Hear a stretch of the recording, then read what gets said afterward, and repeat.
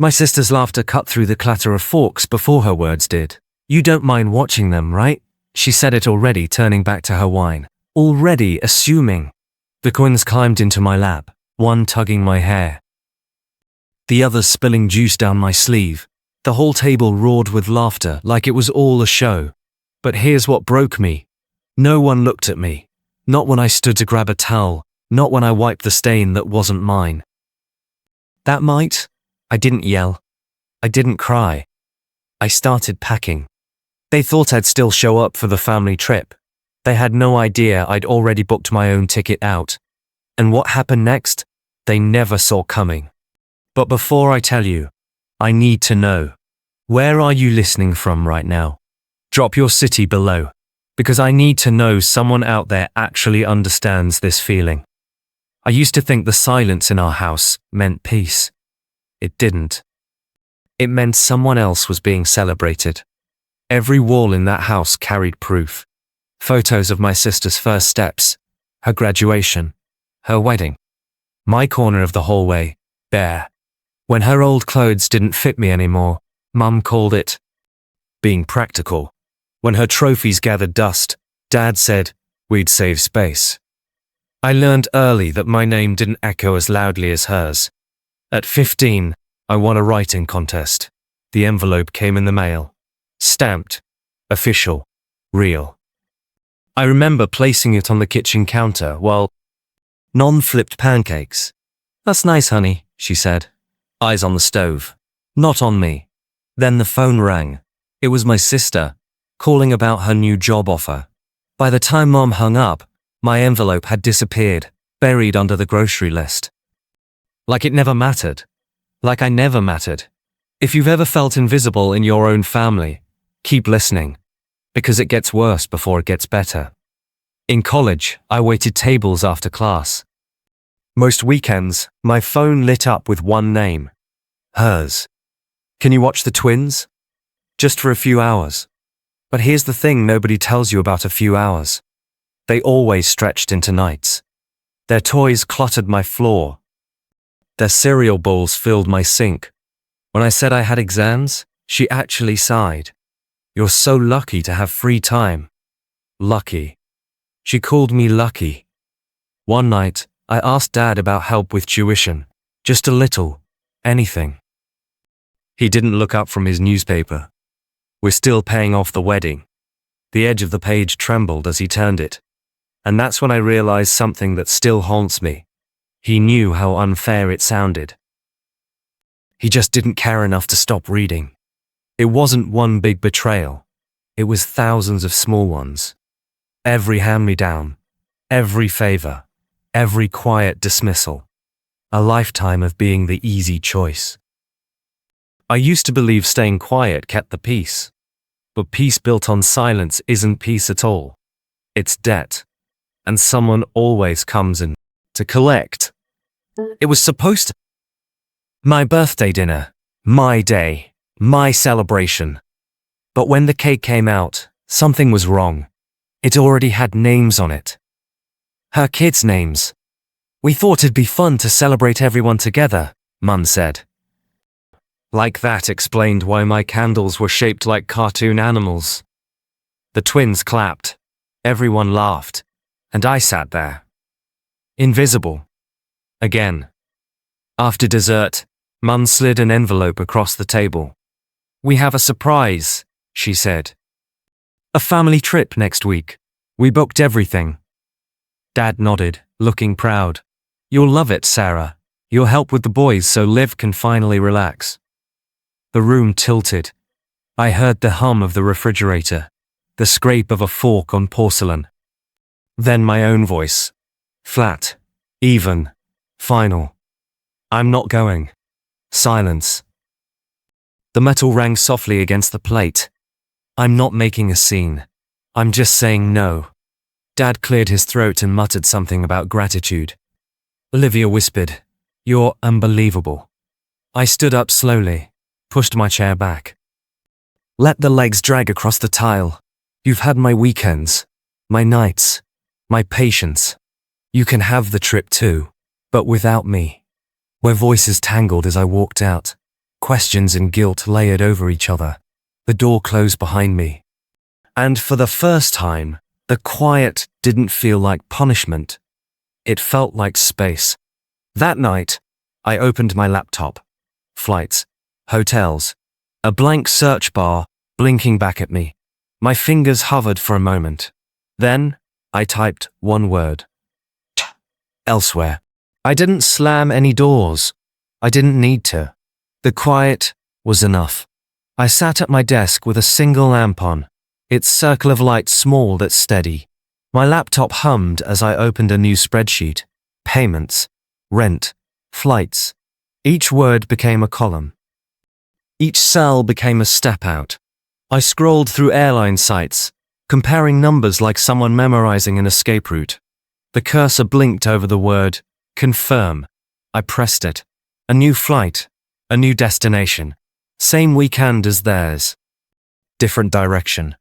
Every sound in the house became sharper after that. The washing machine droning. Dad's TV too loud. Mum's phone calls filled with my sister's laughter. I'd hear her say things like, Sarah will help.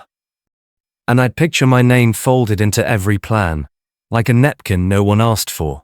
I stopped answering calls. Stopped volunteering anything. During lunch breaks at work, I printed every receipt and booking confirmation I made, folded them neatly, slid them into a clear sleeve in my folder. There was something almost holy about the order of it. Numbers, dates, timestamps. I kept each one like proof that my life finally had structure outside of them. A week before the trip, I went to buy a suitcase. The clerk asked if it redoubted. Was for business or pleasure? Neither, I said. Freedom. She laughed. She didn't know I meant it. The suitcase was grey, hard-shelled, soundless when it rolled. At home, I laid it open on my bed. One by one, I packed. White shirts, folded jeans, my notebook, the silver water bottle I always carried. I zipped it halfway, leaving room for something that didn't quite fit yet. The feeling of leaving for real. Mum knocked on my door that night. Remember to bring sunscreen, she said, mistaking my closed laptop for agreement. I nodded once, watched her reflection in the screen. Her words floated in the air long after she left. The next day, Olivia texted, "Can you pick up extra snacks for the twins?" I stared at the message until the screen went dark. Then I deleted the thread. No reply. I started waking up earlier, walking around the block before work. The air before sunrise felt untouched, new. I practiced silence there, learning the weight of it in my lungs. I didn't owe anyone a single word anymore. In the evenings, I cleared my emails, unsubscribed from everything with their names on it, organized my bank accounts, stopped every autopay tied to shared bills. My life shrank down to essentials, what I earned, what I kept, what I chose. Maya from work noticed. "You've been quiet," she said over coffee. "Maybe I finally ran out of explanations," I replied. She didn't ask more, and I was grateful. 2 nights before their flight, I stood in front of the hallway mirror, the one framed by the family photos Mum loved. Olivia's wedding smile stared back at me. My own reflection looked foreign, calmer, but older somehow. I picked up the frame, flipped it face down. The soft thud against the table sounded final. Later that night, I wrote a single text draft and saved it. "I'm going on my own vacation. Enjoy yours." I didn't send it yet. Just seeing it waiting in my outbox was enough to slow my pulse. The last evening at home, the house buzzed with excitement. Suitcases stacked near the door. The twins ran through the hallway in matching hats. Mum's voice carried from the kitchen, rehearsing checklists. I sat in my room, earbuds in, pretending to watch a movie. My suitcase was already hidden in the trunk of my car. At midnight, I checked the flight again, on time. I took one slow breath, turned off the lamp, let the darkness settle. My phone lit up once. Olivia's message, "Can't wait for our trip." I powered the phone down without replying. That night, I slept deeper than I had in years. Morning came in the quietest way. The smell of coffee drifted from the kitchen, the house alive with movement. I moved just as quietly, walking past their open suitcases. past Mom calling for sunscreen again. I said only 3 words. "I'll meet you there." They smiled, distracted, believing it. The drive to the airport was a blur of sunrise and highway signs. I parked at a different terminal, checked my bag. Watched families pass with the same exhaustion I'd carried for years. At my gate, I sat near the window, watching planes lift like secrets breaking free. When my boarding group was called, I opened my phone, scrolled to the saved message, and hit send. "I'm going on my own vacation. Enjoy yours." Then I powered it off, dropped it into my bag. No one saw me leave. The airport hum was constant. Voices, wheels, gates calling numbers that meant nothing to me. My family was somewhere on the other side of the terminal, juggling tickets, backpacks. The twins. I pictured the scene without needing to see it. Mum fussing, Olivia half scolding, Dad trying to sound patient. They'd think I was parking the car, maybe grabbing coffee. For once, I liked that they weren't looking for me. I walked to my gate, showed my boarding pass, stepped onto a plane heading in the opposite direction. The air smelled like metal and recycled air. When the seatbelt light blinked on, I closed my eyes. The plane lifted, soft and certain, leaving Phoenix behind like a habit I'd outgrown. Hours later, my phone vibrated the second I turned it back on. Dozens of missed calls. Then more. Texts stacked like dominoes. "Where are you?" "Date C3. We're boarding, Sarah. Your sister's crying. This is selfish. Answer your phone right now." By the time the plane touched down, there were hundreds. The newest one read, "You ruined our vacation." I didn't open any of them. I stood in the slow-moving line toward baggage claim, the carousel turning, the noise blending into white sound. My grey suitcase appeared, sliding toward me like a punctuation mark. I pulled it off the belt, the weight grounding me. Outside, the heat hit, thick, salted, alive. The island air smelt like sunscreen and seaweed. I checked into the hotel, signed my name, handed over the receipt like proof of something private. The clerk smiled. "Welcome," he said. I nodded, too tired to return it. In my room, I placed the suitcase by the wall and sat on the edge of the bed. The phone buzzed again. Mom, Olivia, Gad, all of them flooding the screen. For a moment, the guilt pulsed. Quick, sharp, human. Then it flattened, like a wave collapsing back into the sea. I turned the phone over, screen down, and stared at the ceiling. Somewhere, my family was probably arguing in an airport lounge, the twins crying, Olivia fuming. I pictured Mum's voice breaking when she realized I wasn't on the next flight either. They call it betrayal. I called it balance. The next morning, I walked to the shoreline before sunrise. The sky was pale orange, the water breathing in slow rhythm. I dug my toes into the wet sand and let the foam reach for my ankles. The silence here was different, clean, deliberate. When I finally checked my phone, the battery was nearly dead. The notifications blurred together. Missed calls, voicemails, accusations. "You're ungrateful. You embarrassed us. We needed you." I scrolled once, then held down the screen until the message thread trembled. Delete all. The sound it made, one quiet tap, was the only reply I ever gave them. I spent the rest of the morning wandering through the market near the pier. Fishers shouted prices. Children chased birds. No one knew my name here. And for the first time, that anonymity felt like safety. I bought a small seashell pendant from a vendor. Its surface was smooth, cold, perfect in its imperfection. When I held it up to the light, I thought of the glass of juice spilling across the table back home. Color, bleeding into white. And how now, finally, I could just let it dry. That evening, I opened my notebook and wrote I heard the black eyes of the shadow of the color. Freedom doesn't arrive with fanfare. It arrives when no one is watching you leave. Then, I closed the book, left it on the bedside table next to the keycard. Outside, the wind shifted, carrying faint laughter from somewhere down the beach. Expand, expand, expand, and fight, and love, and love. For a split second, it sounded like hers. My sister's, but it wasn't. It was just the world moving on, the way it always does. Morning light spilled through the thin curtain, soft and pale. The tide whispered against the shore outside my window, steady and unbothered. I brewed coffee in the small hotel pot, the smell sharp and grounding. My phone sat face down on the nightstand, quiet for once. I didn't reach for it. I took my cup to the balcony. Below, the beach stretched empty, except for a few early risers dragging chairs into the sand.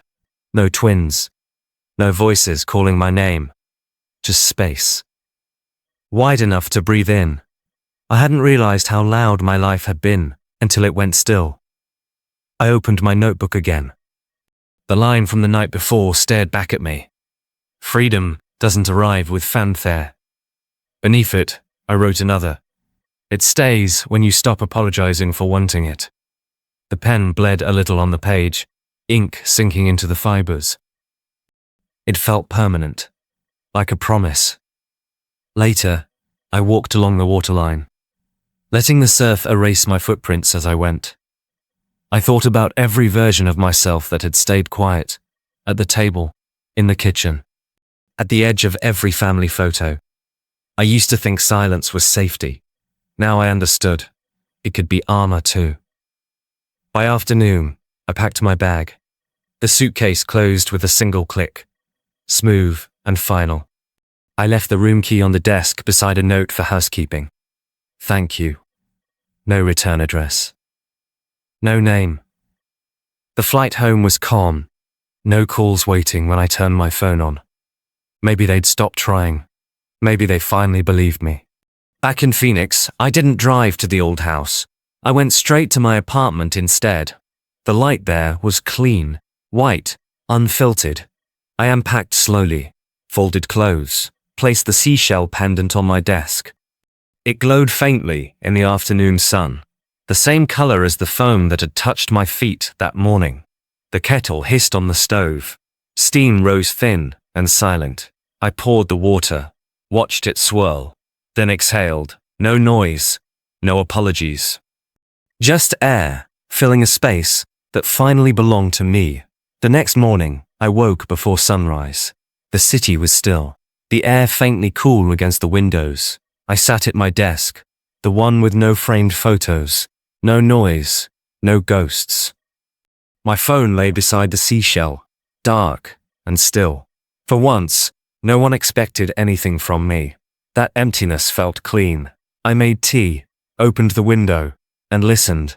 No shouting, no footsteps, only wind. For years, I mistook duty for love, and silence for peace. But real peace doesn't ask for permission. It just waits for you to notice it.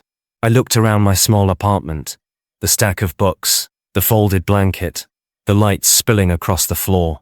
It wasn't much, but every inch of it was mine. Maybe one day they'll tell the story differently. How I walked away, how I ruined the trip.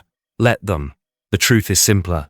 I just stopped showing up to places where I was never seen. The cattle whistled. I smiled. Slow and quiet. The silence that followed wasn't lonely. It was earned. If you've ever had to leave to find peace, I need you to answer something. Where did you go?